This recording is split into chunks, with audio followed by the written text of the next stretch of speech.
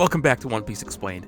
We are finally on the second half of Season 1 of the One Piece live-action series by Netflix and Tomorrow Studios, and these episodes are starting to heat up as we approach the finale.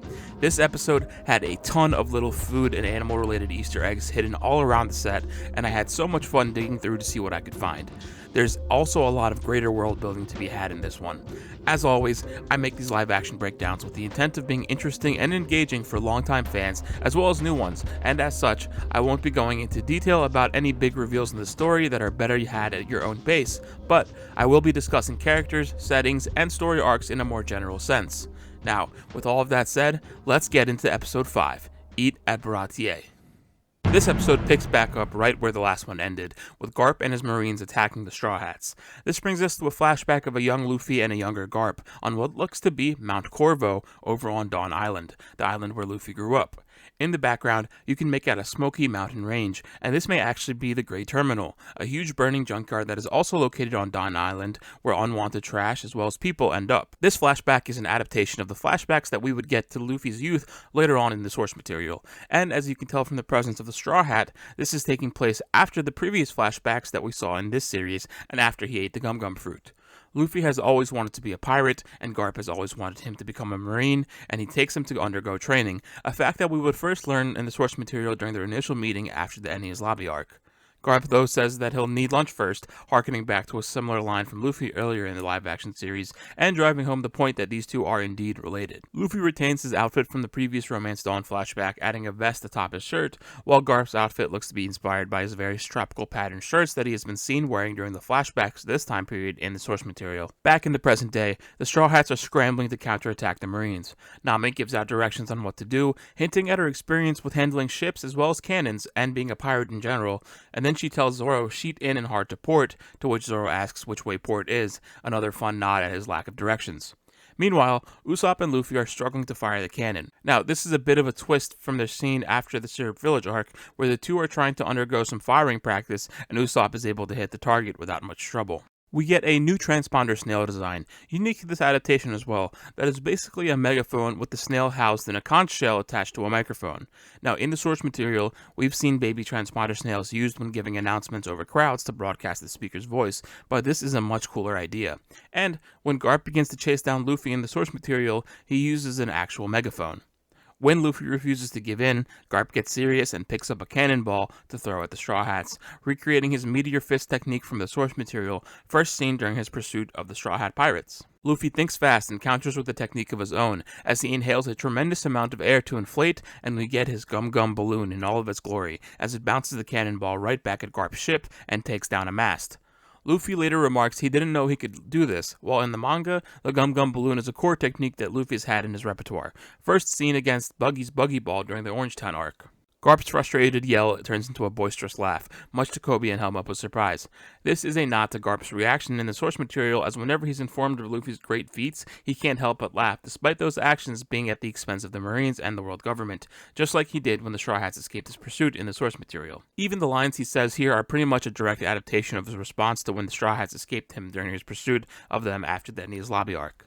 We get the title card for this episode, and it's themed after Chef Zeph, with the Jolly Roger in the O being replaced with the Jolly Roger of the Cook Pirates, Zeph's former pirate crew, and the I in Peace has been replaced with Zeph's very own Peg Leg. The crew find themselves in a dense fog, but Luffy's able to catch on to the scent of food nearby, something that we've seen him do in the source material as well. The crew finds the Baratie, and notice that the Going Merry still lacks the Straw Hats' Jolly Roger, as they were attacked by Garp while in the middle of the discussions for choosing their Jolly Roger.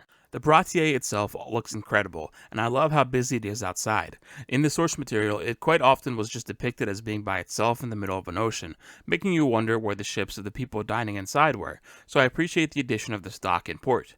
At the bar, you can spot a decoration up top that looks to be the same figure that was present on the map to the Grand Line that they use in the series, drawn by Eric Rose. Now, we covered this back in our episode 3 breakdown. But it occurring again here makes me wonder if this is supposed to be some certain mythological figure in this live-action world of One Piece.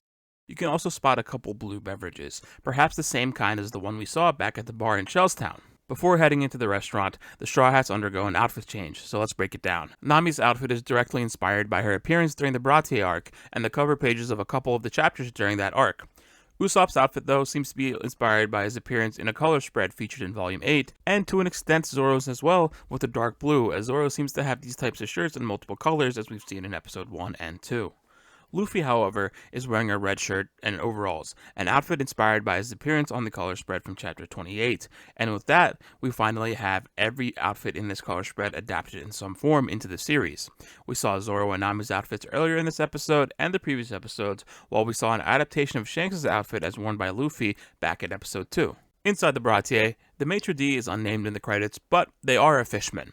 In the source material, we wouldn't see any fishmen until the Arlong Park arc proper, and we wouldn't actually see any fishmen who were civilians and not pirates until the Logtown arc, with the fishmonger Sappi. So this is a great way of integrating them into the greater world of the live action, as it helps to show a new viewer that not all fishmen are inherently pirates or antagonistic. Nami is able to get them into the restaurant via bribe, and we get a glimpse of the currency used in the world, berry. Now we got a better look at the actual bills and coins they used through prop images that they shared, and they seem to be directly inspired by Oda's depiction of Barry, first seen in Volume 53's SBS. And Nami bribing a fishman here is also a fun detail, with the context of Arlong and Nezumi's interactions from the source material, where their trust is built on bribery and money. There are a ton of paintings inside the Baratie, and they all seem to depict various places from the world of One Piece, so let's just run down some of them right now. When they first walk into the lobby, you can spot a painting to the right that depicts the Sabaody archipelago. A little over to the right is a painting of what looks to be a man at shore looking out for a ship. I can't really place this one, it's a little hard to make out the exact details, so if you know, let me know in the comments. On their way down the stairs, you can make out a painting to the left that looks to be one of the images shared online that depicts the royal squid the Straw Hats encountered soon after entering the Grand Line. On the right side is a painting of what looks to be a giant tidal wave with a couple of faces or creatures coming out of the wave. This reminded me a lot of the tidal wave caused by the sea monkeys right before the Long Ring Longland arc. And behind where the Straw Hats are seated, you can make out what looks to be Vacation Island, which we first saw during the Little Garden arc, and then again later on during Miss Golden Week's cover story. On the other side of the Straw Hats is an island that bears a lot of resemblance to Full Shout Island that we saw in a flashback during Fishman Island arc. And nearby where Galley and Full Body are seated is a painting depicting some sea beasts, mainly the sea lion. And there's also a painting that was shared online that depicted the island of rare animals, and at the center you can spot a rendition of Gaimon. There are a couple more paintings across the restaurant that are a bit harder to make out, but these were the ones with distinguishable features that I could find. If you can make out any of them on your own, I'd love to read about it in the comments. We're introduced to Sanji and Patty, the only two chefs adapted into this series, leaving out Carne, which is understandable as Patty gets an abbreviated role here, so there wouldn't be much for Carne to do either. Sanji mentions that he's had his eye on the blonde at table 8, likely a reference to Full Body's date, Moody, who we see adapted later in the episode. Zeph asks what it is that Sanji made, and we learn that it's a true bluefin sauté made from elephant tuna. This is in reference to the elephant true bluefin, a fish that we first saw during the Logtown arc that Sanji purchased from the aforementioned fishmonger, Sappi. Sanji gets told to wait tables instead, and on his way out of the kitchen, we can make out a few dishes on the menu that's labeled seafood and grill in the back. So, let's start with all the seafood dishes. The first item is a tomahawk spiny lobster. This animal was actually introduced as part of a collaboration with the creators of Food Wars entitled Shokugeki no Sanji. Next, we have the whole roasted dragon salmon fillet, which is also a reference to this collaboration as that's where the dragon salmon first appeared. Underneath, we have the blue elephant tuna fillet, a nod to the elephant true bluefin that we just talked about. Then, we have the crispy skinned panda shark. The panda shark is actually from the source material itself, as it was a shark that was first introduced during the Baratie arc when Yosaku popped out of one. And the last item in this group is a little harder to make out.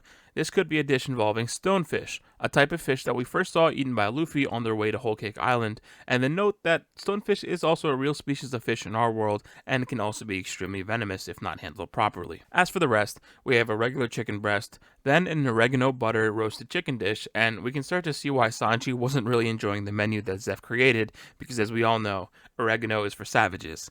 Then there's a lamb shank, and finally, oregano aged wild boar. Sanji breaks up a fight between two individuals. The first one is Crescent Moon Galley, a character that was first depicted in Oda's original one-shot works known as Romance Dawn, who would go on to make his way into One Piece's canon during the Whole Cake Island arc as we see him dining at the Baratie. The other individual is Lieutenant Full Body, a marine from the source material who ends up picking a fight with Sanji and getting dealt with by the chef fairly easily. And of course, in the back is the aforementioned Moody. Sanji offers to settle the issue by giving each of them a glass of Ethersburger Stein. This was the wine first mentioned by Full Body during the Baratie arc in the source material, and it was also the same wine that Zoro picked up in the wine cellar back in episode 3. He goes to take the Straw Hat's orders and says, "Welcome to our shitty restaurant." This could be seen as a nod to his bit first seen during the Little Garden arc, where he introduces himself as being from the shitty restaurant or Restaurant Le Crap. He offers Nami something from the rare Mikio vintages in stock or a glass of umeshu. Mikio is the country where the aforementioned Ethersburger Stein is produced, and umeshu is actually the plum alcohol enjoyed by Dr. Kureha. Nami asks if something's wrong with his eye, poking fun at Sanji's flirtatiousness, but this could also be seen as a nod to this adaptation of Sanji not having his curly eyebrow. Luffy adds milk to their order, a nod to his beloved drink of choice is seen in Chapter 1 of the Viz translation, and later on through the source material as well. Back over on Garp's ship, they're trying to get the damaged mast back up, and Koby informs Garp that the 77th Marine Branch are nearby.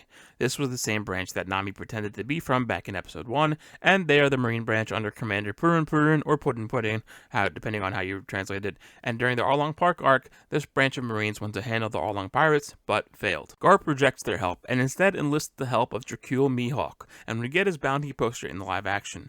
You'll notice though that he has no bounty as it's been frozen by order of the world government, as he is known as a warlord of the sea, one of the 7 pirates who are contracted by the world government and the Marines to aid in their efforts of balancing the world's powers and governing the sea. In Mihawk's ear, you'll notice one of the snail paws that we first saw used by Nami earlier in the season. Mihawk delivers a slash that sends a shockwave of air at the enemy ship, the Dreadnought Saber, and splits it into 2, just like in the source material. The Dreadnought Saber was the main ship of the Krieg pirate armada, captained by none other than Don Krieg himself, and to the left, on the ground, you can see a defeated Pearl, the commander of the 2nd unit of Krieg's armada. Krieg asks Mihawk why he is after him, an adaptation of a similar line from one of Krieg's men in the source material, to which Mihawk replies that they woke him from his nap. This is actually a nod to the source material, where Zeph suggests that the reason Mihawk attacked the Krieg pirates was for something as trivial as waking him up from his nap, as the Grand Line is a place where anything can happen. This, of course, angers Krieg, and he retaliates with an adaptation of Krieg's firearms and cannons from his armor, just like in the source material. And I won't lie, even though this is such a watered-down version of the armor, this made me really happy. I love that we get some form of Don Krieg in the series, even though all the promotional footage made it seem like we wouldn't get him at all. And we get a close-up of the shots, and you can make out Krieg's Jolly Roger on the cannonball. Really cool touch. But Mihawk simply cuts them in half and has them hit Krieg's crewmates, which may be seen as an adaptation of Mihawk deflecting the bullets from the source material. Back at the Baratie, Luffy charges the meal to his treasure tab. This is hilarious, as in the source material, this is what Luffy would use to cover his meals from Makino during his childhood, so this implies that this is just how Luffy believes the world to work. Zeph takes Luffy into the kitchen, and you can spot an extra wearing a COVID mask, and as a reminder, a lot of this production and filming on this project took place during the COVID era. Zeph makes Luffy be his chore boy for a whole year to pay for the meal, and with that, we get the adaptation of Chore Boy Luffy from the manga. Later in the evening, the crew are in the bar area, and we can spot Usopp sipping from a bowl decorated with sea kings. Nami goes to the bar and asks about a way to get to the Konomi Islands, abandoning her crew, and this is a nod to her actions from the source material, where she takes to going merry and leaves the crew behind. Over on the Marine side, Helmeppo tells Koby about the 7 warlords of the sea, exposing Koby to the darker underbelly of the world government and Marines, where they have been willing to work with pirates and criminals, first hinted at in episode 1 with Captain Morgan being willing to work with Zoro despite his crimes. I will note that the way Helmeppo makes the formation of the warlord system sound here is a bit different from the source material. The warlords were founded as a means to combat the growing threat of the 4 emperors, whereas here it's framed as if the government allied with the warlords to contain their very threat. And I suppose that's not too far off from how the warlord system actually worked out in practice, but I just wanted to make that small distinction. Back in the kitchen, Luffy brings in a bunch of dishes, and above him, we get our best look at some of these meat cut charts yet. The first one to the right is of the aforementioned elephant true bluefin, and the one next to it appears to be a dinosaur, perhaps a T-Rex. Dinosaurs do exist as part of the One Piece world, and the addition of it here could be a nod to the Little Garden arc, where Sanji catches a T-Rex for its meat. Next one down is for the panda shark, as described earlier, and over to the left is what looks to be a sea cow, such as Momu, who I mentioned in my episode 1 breakdown. Further down looks to be the tomahawk lobster from the previously discussed Shokugeki no Sanji chapter, and all the way at the end looks to be a wild boar. Sanji tells Luffy about the All Blue, a legendary ocean where all the seas connect, and you can find all kinds of fish and sea life. This ceiling of the restaurant that we saw earlier could potentially be a nod to this, and Luffy tells Sanji that he shouldn't let a stubborn old man get in the way of his dreams, in reference to Zeph and Sanji, but it also applies to himself with Garp, as we saw at the start of this episode. We get an adaptation of the combat commander of the Krieg pirates, Gin. He's not specifically named in the show, and of course the plotline of the Krieg pirates attacking the Baratie is removed, but it's really cool that they were able to keep Gin in here. Sanji cooks up some corned beef fried rice, and this is the dish that Sanji made for Gin in the source material, as told in the One Piece Pirate Recipes cookbook. Gin mentions that he's been drifting at sea for a week, which suggests to me that he wasn't part of the battle that we saw earlier with the Krieg pirates, as that had to have taken place not too long after Luffy fought off Garp in this episode. Now this makes me think that the Krieg pirates had already returned to the East Blue after their first encounter with Mihawk and the Grand Line, like in the source material, which would explain their overall lack of ships among their armada. So Gin may have been drifting out in the sea after the crew's initial return to the East Blue, and he says he was the only survivor, making me think that he wasn't aware that some of the Krieg pirates were able to escape, only to end up beating Mihawk once again. Outside at the bar, we see Usopp's dance moves, and Zoro compares them to a sea slug, a real-world animal, but we also saw a form of them in the source material during the Whole Cake Island arc. Checking back in with the Marines real quick, we get Garp eating his dinner, an insane amount of meat, just like Luffy. And he explains to Kobe that this world does not treat everyone equally. He mentions that he could have been Fleet Admiral but turned down the promotions because he would have to do things their way. This is a slight nod to the Celestial Dragons, who I won't be describing in detail in this video, but they are basically the ones who hold the greatest authority over the world. The next morning, we get the duel between Mihawk and Zoro. Mihawk remarks that he's surprised that Luffy's so small, but he does like his hat, a nod to Mihawk's friendly relationship with Shanks. Now, despite a lot of the structural changes to the story, a lot of the major beats of this fight are maintained, or at the very least abbreviated, and you may have noticed throughout the episodes that Zoro doesn't actually use his three swords very often. I'm sure there are a bunch of practical reasons for this, but also my working headcanon explanation for this has been that he only brings out the third sword when he really needs it. This can help explain why so many of the enemies that he's defeated so far in this series have usually been dealt with by just one or two swords, and why he doesn't use his Wado Ichimonji until Mihawk gets serious and uses his Yoru. Also during this fight, we see that Nami decided not to leave for the Konomi Islands by herself.